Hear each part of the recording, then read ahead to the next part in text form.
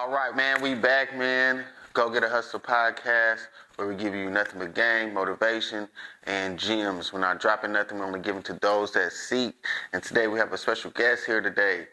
He is an author, he is a music recording artist, and he is a clothing owner, clothing designer.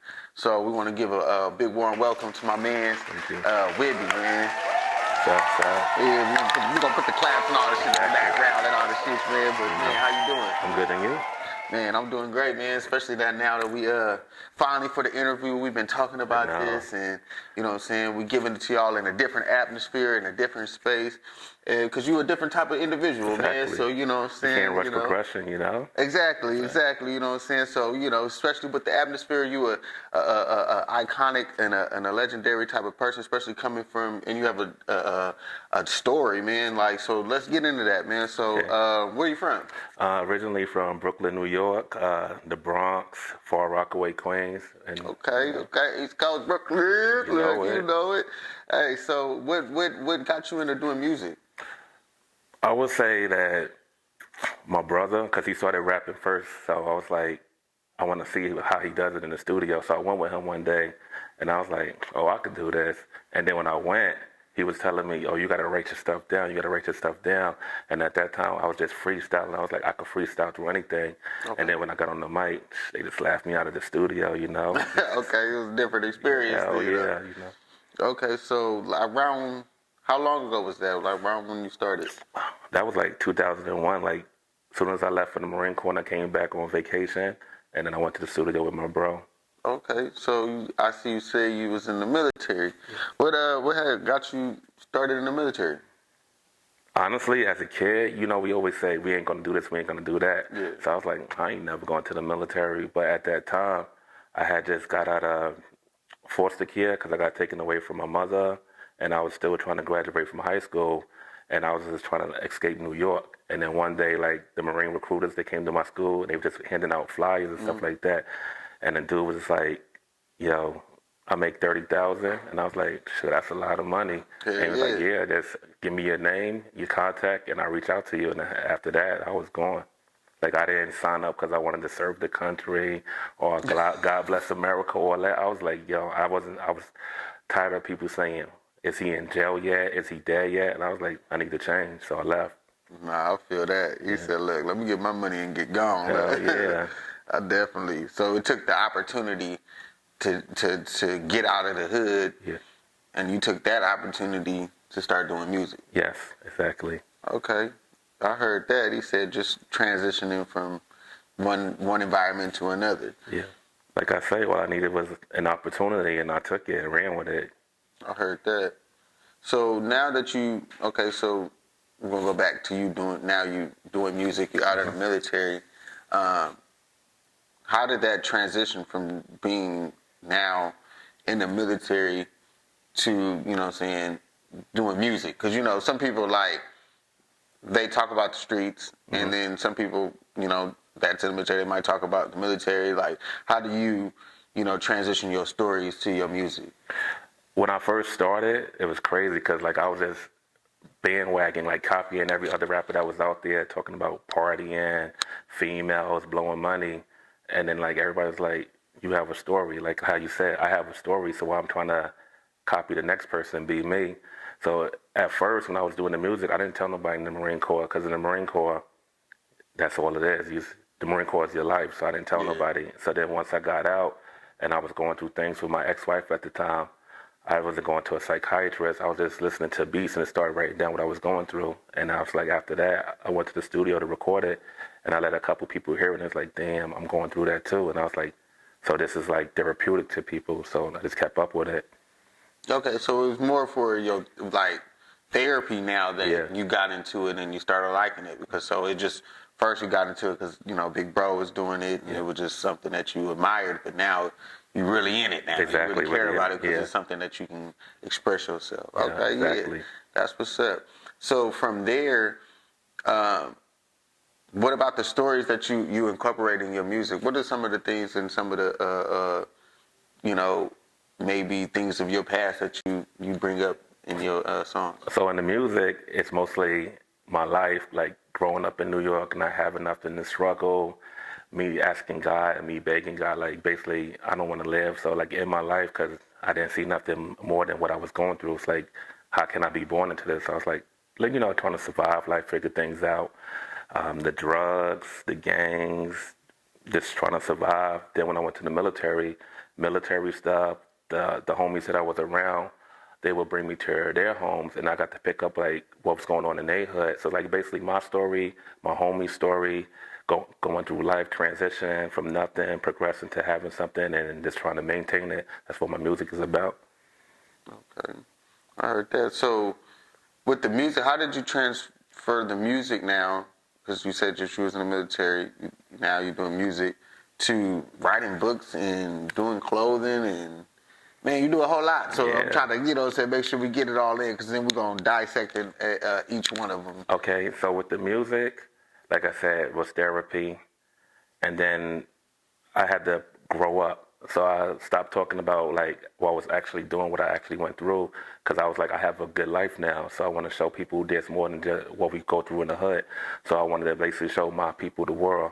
Then with the clothing, man, when I was in shape, like I was a monster and I couldn't fit clothes. I was like, yo, I gotta find something. I can't be out here rocking skinny jeans and tight ass shirts with my belly showing. So that's why I started the clothing. And then with the books, as I had my first child, I was like, I don't want to make the mistake, because like when I'm out here, everybody know me as I'm about money, I'm living life, I'm happy. But then when my people from New York come out here, they be like, yeah, did you know that Steve was in the gang? Did you know he's street? And I'm like, why are you telling them my life? Like, they don't need to know that part of me. That part is dad.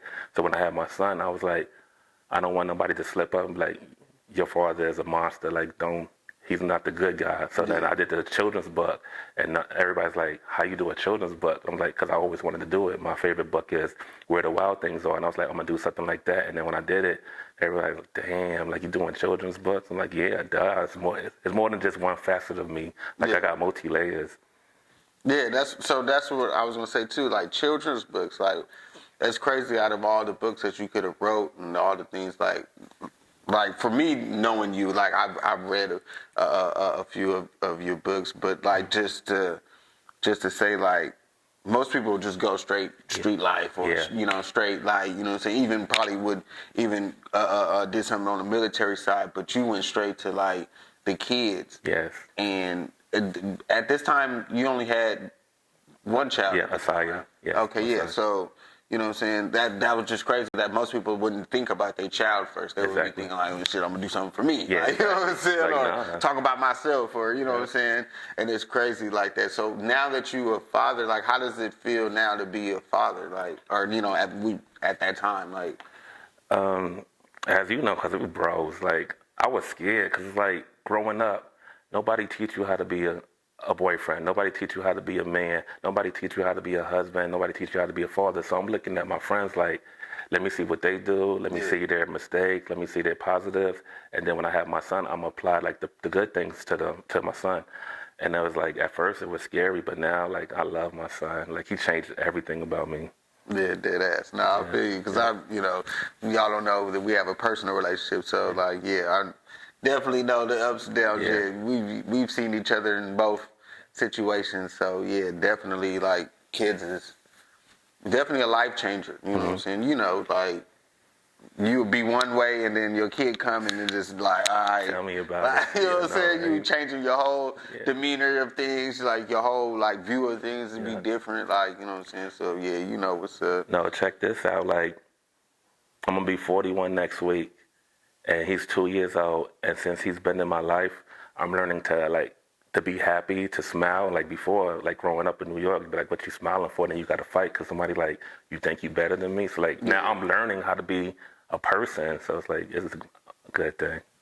How did you transition from the East Coast to the West Coast? Like, cause y'all know, like me, especially me being from the West Coast, is definitely different. Like, more faster pace, different like attitudes, and different, like, you know what I'm saying, like like people, like, you know what I'm Yeah. saying? Like, it's just different. So how did you transition from being in the East Coast, dealing with like East Coast ways, people, to transition to dealing with the West Coast and how their ways is and the Yeah. people? In the beginning, it was hard because, like over here, like I still had to. I'm gonna fight anybody. I don't care. And then over here, it's like if you want problems, you get problems. But people basically mind their own business.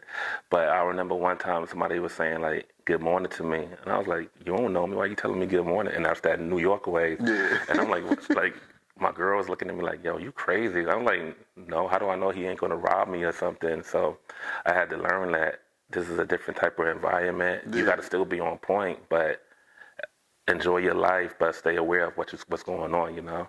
Yeah, definitely. Nah, yeah, it get grimy in New York. So I definitely can see where you're coming from. Like, you know what I'm saying? You just talking to me just to get closer. You Yeah, say, you get exactly. me, like, Yeah. yeah, definitely. Dead ass. Nah, I know it's like that's crazy. So how would you say musically like be different? Like, you know what I'm saying? Like how like when it come down to like the support or maybe the beats and getting music, dealing with different producers, like how do you feel like it's different from like the East Coast to the West Coast? Like, do you think it's easier or would it be, or would you say it's harder? I would say at first the support wasn't there, and then me being from New York trying to get support in San Diego, they're like, "Fuck out of here! You ain't from San Diego." So then I said, "All right, I'll go to L.A., I'll go to Oakland, I'll go to all these other cities and get my name out there." So that was working for me, but then it's like when people get to know me, at first they like, "Oh, this big black nigga, like I don't trust him." But then they see that I'm cool, then like they open up more. So I'm like, "All right, cool." Now they're more receptive for me, and like genuine people want to see you win no matter what. But there's people that hate. So I just basically focus on those that want to see me win, and I want to see them win. So as far as like the beats, the productions, there was a lot of lames trying to play me because they knew I had money, and it was like, "Oh, I'll sell you this beat for 150," and I'm like, "All right, whatever. If I want it, I'm gonna pay for it." But they selling other people beats for $20, and I'm like, come on, dude. Like, if you need money, just say you need money. Don't try to play me. Yeah. So it was a lot of that. Because then when I would find out that they was like upselling me, then I'll put hands to them and then be back to the New York ways. And then at the time, the homie Big Jim was like, "You can't be doing that. People want to be scared of you." And I was like, "All right, whatever." So then once I started like perfecting my style, producers from like other countries was like, "Oh, I like you. You should come out here. I want to work with you." And that's when I started getting all these beats, and like that's when my fan base started growing because of that. Because like instead of staying in a box and saying, "All right, I'm in San Diego, I got to make people in San Diego like me," I was like, "No, I'm gonna go out, and then eventually one day somebody in San Diego will like my music," and that's how it's been working. Oh yeah, that's facts. Nah, cause I'll just be asking because I know niggas be grinding me on me, Yeah, like you know what I'm saying. exactly. Niggas be on that bullshit, and me being like an artist at one point in time and affiliated in the music circle and scene, Yeah. I definitely know and seen like a lot of the grimy shit that go on, or just like it's already hard for the local artists, you know what I'm saying? Exactly. So it's like, you know what I'm saying? So, because for me, where I've seen it, it's like it's already hard for them niggas to get the city or whoever to support them, and then you know you turn around and you see like I mean, for especially for out here, I see a lot of people come from everywhere else and they get like a lot of support. Yeah. You know what I'm saying? So, like you said, it's just mainly, I guess, the work that you put in. But yeah, a lot of it is favoritism. Yeah, You know but what you know I'm the saying? thing that I don't understand about that?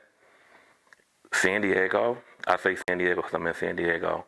San Diego is like the 90s in New York. And the reason why I say that, in New York, you had any type of style, any character, whatever, you could find it and you'd be like, I fuck with them because I relate to them. San Diego has like different types of styles, different type of rappers, and it's like people don't realize like how good they have it because everybody don't sound the same. Everybody is different, but it's just that the mentality is that, "Oh, I want to be the first. I want to be the first." That I'm saying, "No, I'm gonna get behind him." Then if he sees that I'm genuine, then he'll bring me with him. But it's like everybody fighting to be that one, be the one to say, "I put San Diego on the map," instead of just saying, "We did it together."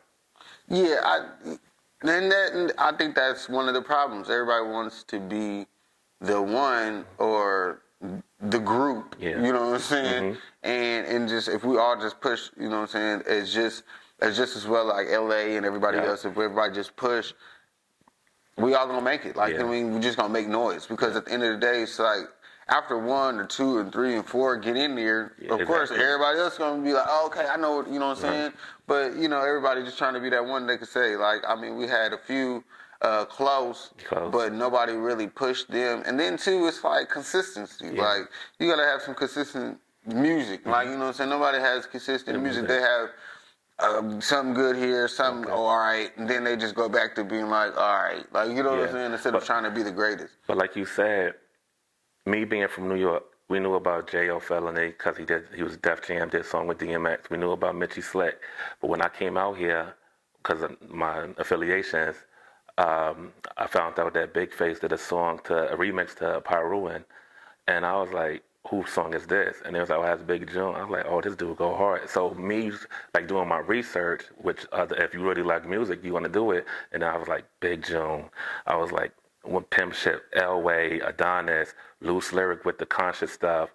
I was like, Ryan Anthony. I was like, there's so many dope artists here. It's just that people just like lost in their ways. And two, I just think like, I mean, marketing is one. Yeah. Two, it's like, a lot of this, and I'm just going to be honest, a lot of shit is so saturated and watered down that the good ones don't get seen. Yeah. Like, you know what I'm saying? It's like you got a lot of bullshit. So by the time you even try to even scratch the surface of something good, you just already like, all right, I'm cool. Yeah, like, you know, I might as well just go to LA because you already know it's genres of music in LA. So LA, you got, you know, gangbang music, you got like R&B, you got, you know what I'm saying? And then when you start hollering at these people, they're going to give you names. Yeah. There's people out here, you like, okay, they'll give you names, but they're not going to give you names of local artists. They're going to be like, nigga, that's still LA, like, you know what I'm saying? Or East Coast, or somebody like, or they're going to be like, you know what I'm saying, somebody from Vegas or something like that. But like, it's never really somebody from the land, the city, a native. Like, you know what I'm saying? So, but see, to close on that, what you're saying, like when people ask me what you know about this person, say like Tekashi, I'll be like, all right, he's cool, whatever. Don't rock with him.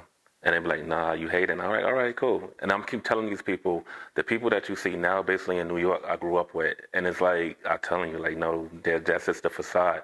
And it's like, when I'm not from here, so if I ask you about somebody, it's because I want to know. Let me do my own research. Like how you say, like, I don't know, but you'll figure it out for yourself. And be like, yeah, you was right. And it's just that people don't want to push somebody in front of them when they're trying to get to where they want to be. And it's a sad situation because it's like I keep saying, if I come to you and I say, put me onto this person, and you say, yeah, then I'm like, oh, he's genuine. He's a good resource, so I can always come to him. Yeah. But if I see that you say no, and the next thing I know, you standing by that person, that means you fake. And it's like, I ain't going to listen to you. I ain't going to deal with you. Yeah, that's what I'm saying. It's a lot of, I wouldn't even say, it just, niggas be just faking and lying and portraying that they're friends. Half of these people be acting like they're friends, and they ain't really friends. They're just trying to get, like you said, once they get to that plateau, you don't even see them with these same people no more. And that's another thing too. Is how you start is how you finish. Yeah. Like, you know what I'm saying. And some people ain't genuine about the music. Some people ain't genuine about just morals. Like, you know what I'm saying. Like most people want the money, and the money's cool. Don't get me wrong. Like shit, nigga. Hell, I don't want to be broke.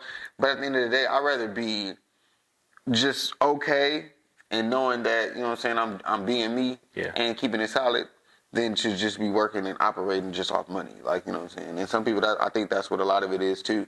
A lot of these people are not real rappers. They just trying to get the money. Like, you know what I'm saying? Like, you know what I'm saying? If you said there wasn't going to be no money involved, they wouldn't be doing it. No. Like, you know what I'm saying? So I think that it's a lot too, like passionately wise, because now when it comes, I mean, it always been the business because it's music, but like when it comes to the music business, it's a business. You're trying to make some money.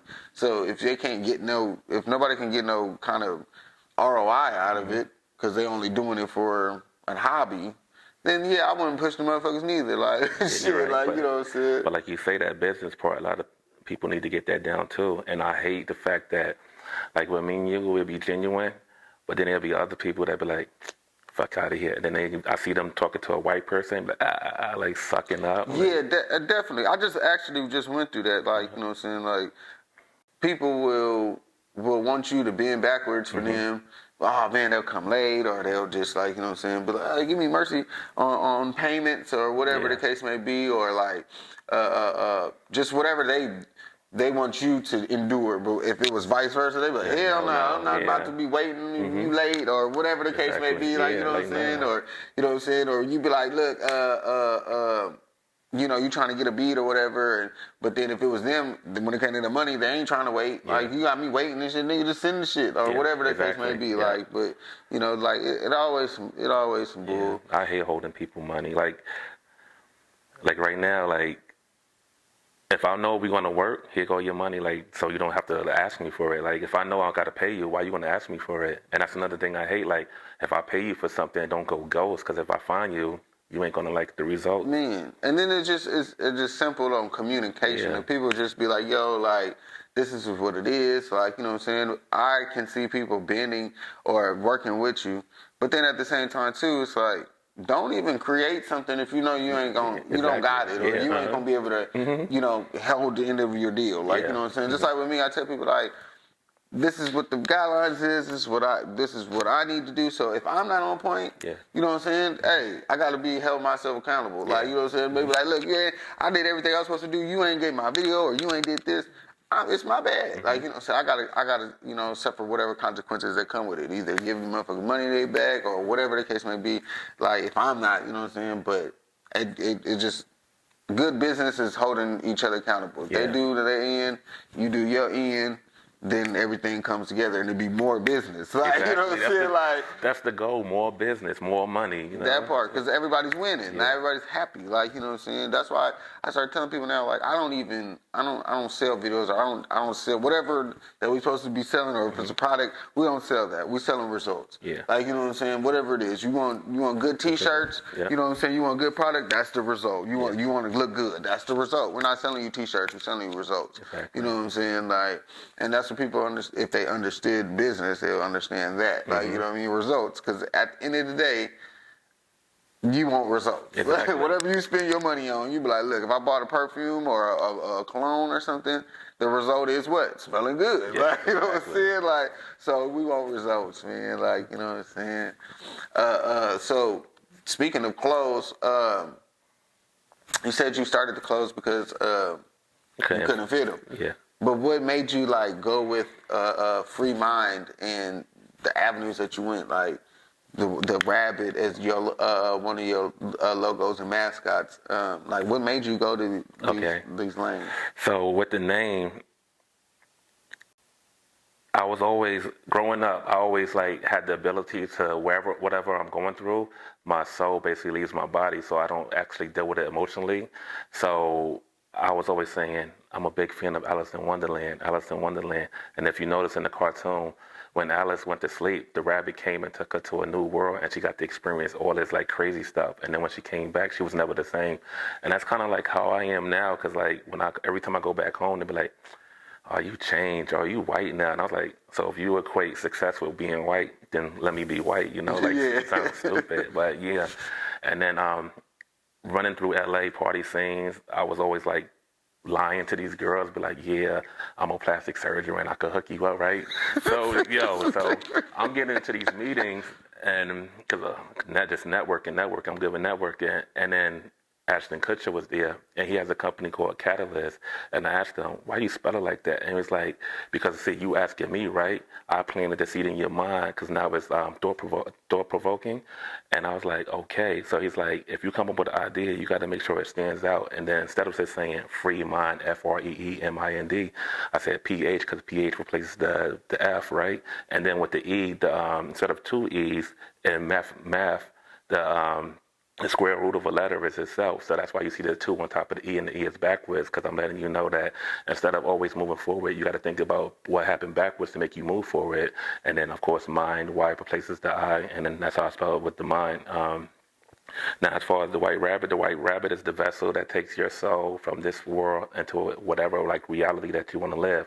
So I was like, yeah, the white rabbit is my logo. But then everybody was like, oh, white rabbit is Playboy, and I was like, okay, it's Playboy right now, but eventually it's going to be me. And so now everybody that sees the white rabbit, they're like, oh, that's Whidbee, that's Whidbee. And I was like, yeah, I'm going to keep working. And then you ain't even going to think about Playboy anymore. It's going to be free mind. That's what it's always been.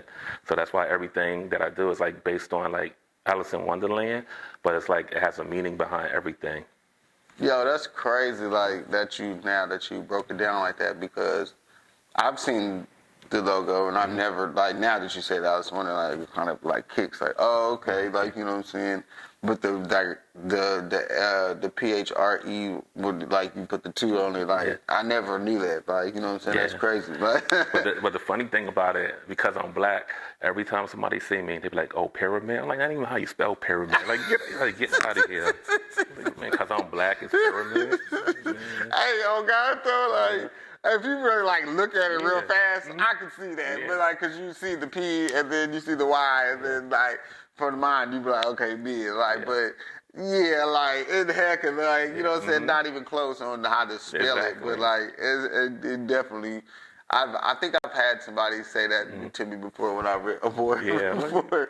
Yeah, so that's crazy. Like, yeah, that's dumb. Like, why would you think that? Yeah, That's like I it, say, nigga, because like- I'm black. But yeah, that's just show you how like people don't be paying attention. exactly. Right?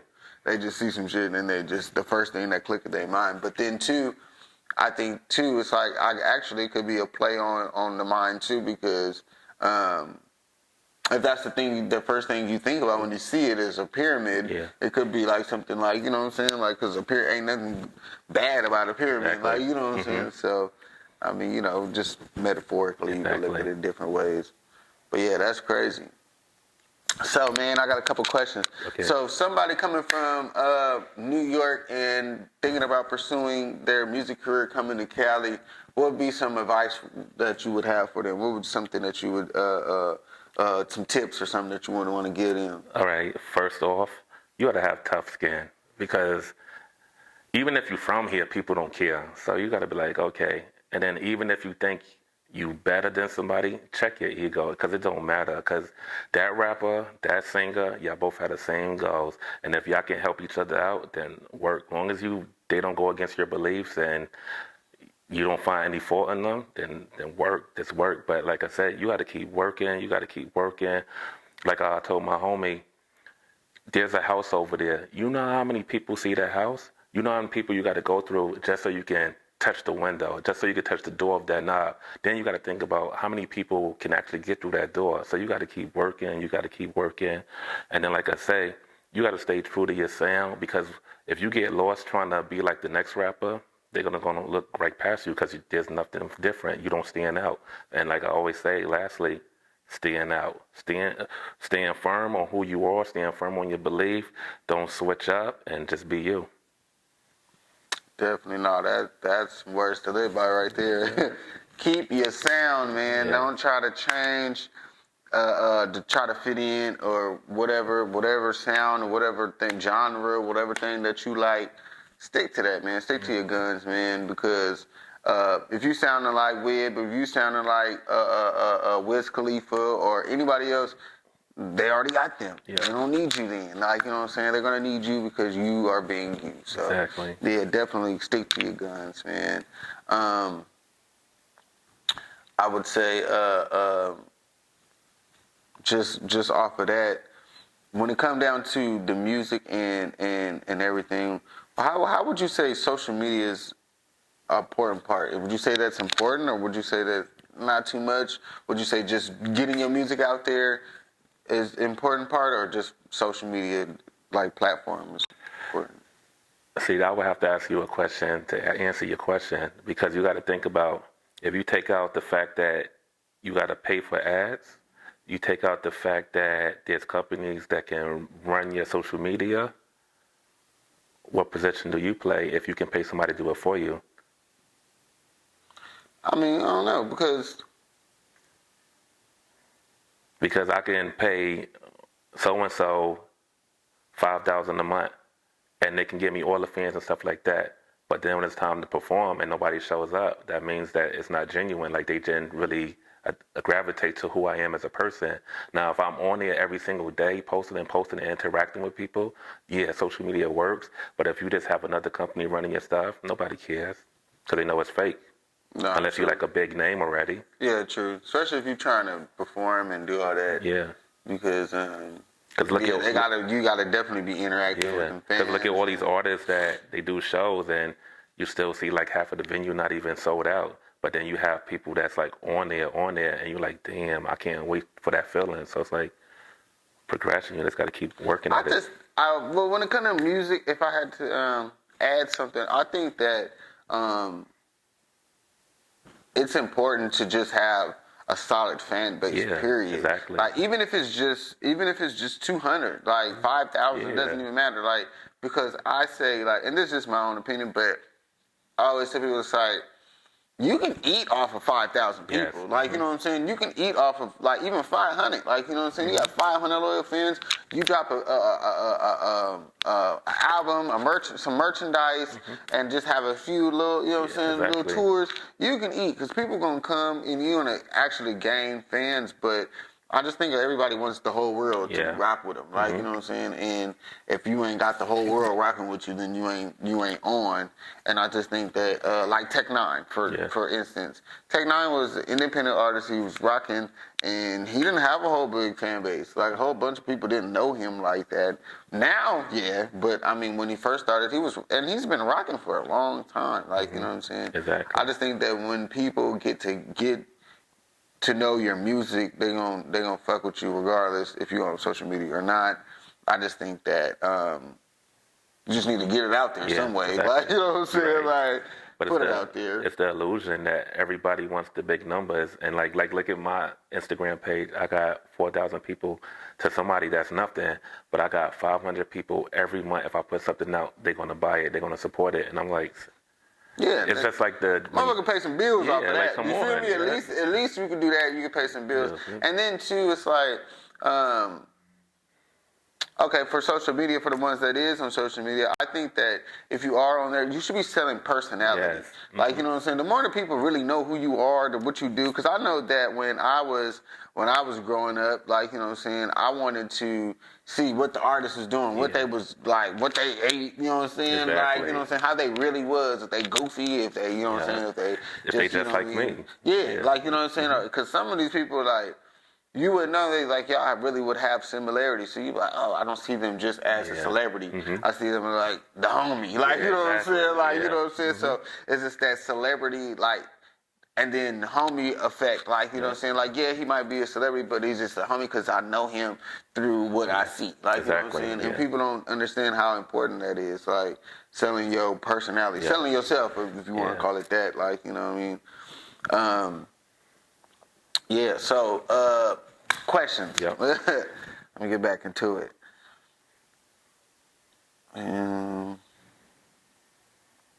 So, where we at? Okay, so your vision. So, what do you see your things going in the next couple of years, like with your music and your books and things?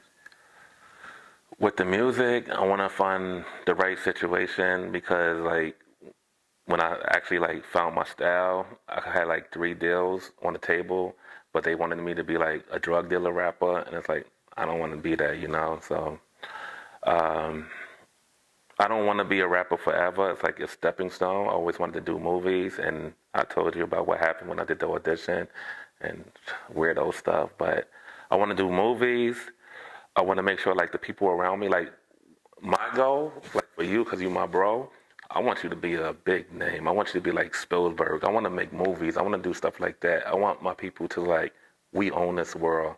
We no longer just represent our hoods, our blocks. No, we represent the world. When the world thinks about good actors, good videography, good production, they think about us because we're not playing. We shutting shit down, you know? That's what I want. Like, the progression is the world. The picture is the world. The vision is the world. Oh, God. You say you trying to see it go further. You Yeah. said, look, we ain't just stopping at the music and the books, and we taking it globally, Exactly. like to everything. Like I know, like a lot of people be like, "Why are you like a robot? You always because that's the New York in me." But then you got to add the Marine Corps. The Marine Corps is like, you don't make no excuses. You get it done. And if you die, you find a way to come back and you get it done. So it's like, and that's why like I know a lot of people like, nah, we're gonna be on top of me. And I'm like, you damn right. You need somebody to keep pushing you because I don't want to see you fail because you're a representation of me and I'm a representation of you. And if I'm attached to you and I'm next to you, they can't tell who's the boss because we both bosses. And no matter what, I push you, you push me, and that's what I want for my people. No, that's facts. That's facts. If you had the chance to work with anybody, who would you work with? As far as like music, anything. Music.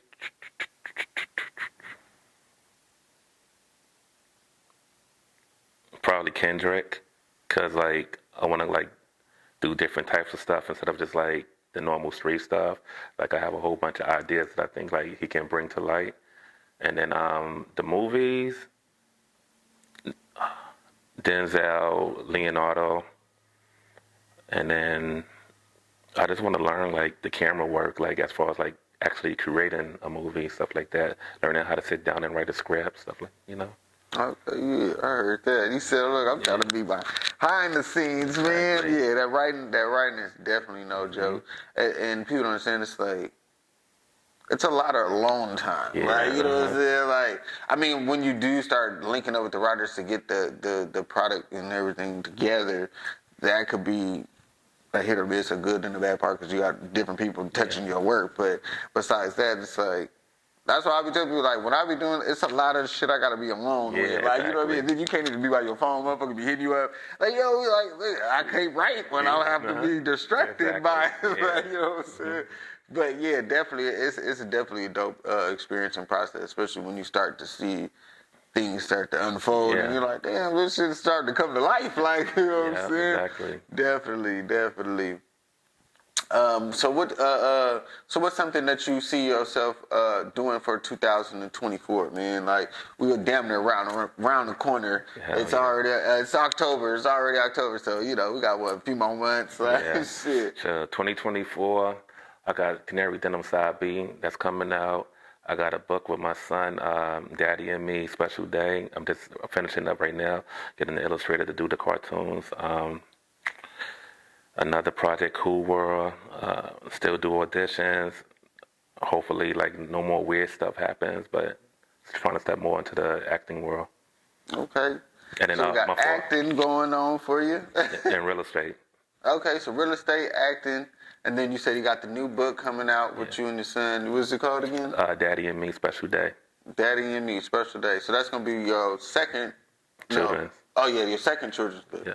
Okay, yeah. Because you already got, like, what, 3 books down already? Yeah, 3. So I got another book. It's called Let's Be Friends. Thing is so crazy. I'm thinking about doing the movie for that. That's why I want to, get up with you. But, yeah, it's crazy. Yeah, definitely. And then you talk about movies, like, shoot, I would think, like, if you already writing books, like, that's damn near a movie. Like, exactly. You know what I'm saying? Mm-hmm. Like, they would just transform it to script form. Yeah. But yeah, that's damn near a movie right there. I mean, the first book was a movie. That one, I mean, you still could put the part 2 too. Yeah. Like, you know what I'm saying? You still got some. Man, like, women don't know, like, the stuff they do to guys. Like, just. Man, tell me about it. Definitely. Oh, tell them about the first title of the first book so they can go on and grab that. It's still on Amazon. Amazon. The first book is by My Lonely.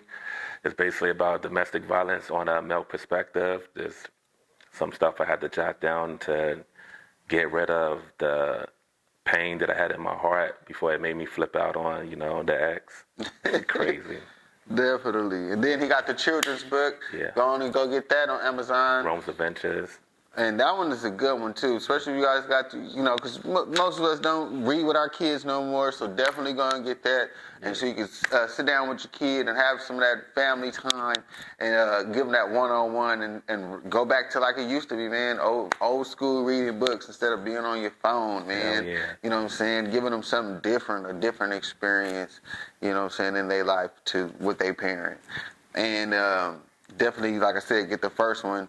Definitely, it's not even a long reads for the people that don't like to read a whole lot. It's not a big, thick book, so go on and get that. It's short because she probably would have sued me, so I had to chop it. Yeah. He said, man, we don't need nothing, no more of that. You know what I'm saying? She already tried to take money out of their pockets. We don't need you to get no more. No You more. feel me? On everything, man. It was good sitting down with you. Do you got anything else you wanted to talk about or give to the people? The only thing I want to say is support those that support you.